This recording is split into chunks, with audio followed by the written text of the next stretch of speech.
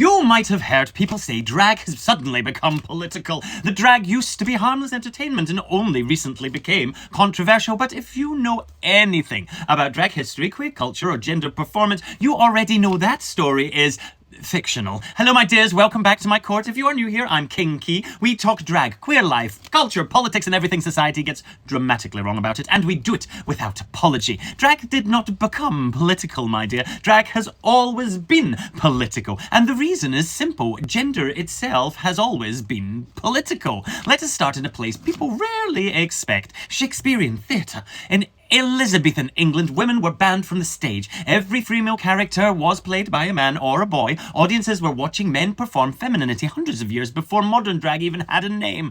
But Shakespeare complicated things further. Some plays included women disguising themselves as men, so the audience was watching a man playing a woman pretending to be a man. Ooh. Even in the 16th century, theatre was already exposing gender as performance. And when people see gender performed, something unsettling happens. They realize the rules might not be natural at all. Now, move forward to the Victorian era. Music halls and theatres became famous for male impersonators. Performers like Vesta Tilley dressed in tailored suits and portrayed confident gentlemen on stage. The goal was realism. Convince the audience you are watching a man. But that realism carried a quiet rebellion. If a woman could convincingly embody masculine authority on stage, then masculinity was not the fixed natural truth society seemed to insist it was. It was something that could be studied, learned, and performed. And that idea has always made people particularly uncomfortable. Now, my dear, fast forward again to queer nightlife in the 20th century.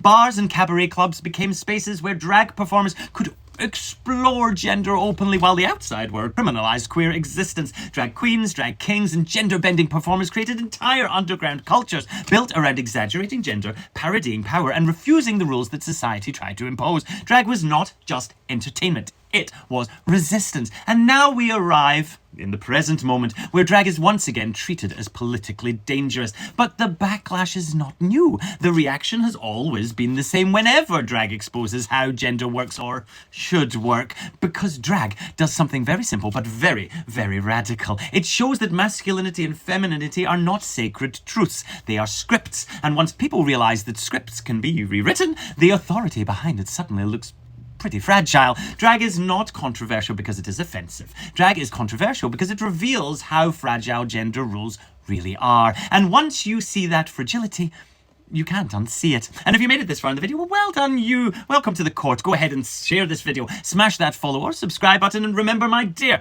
once a jewel, always a jewel.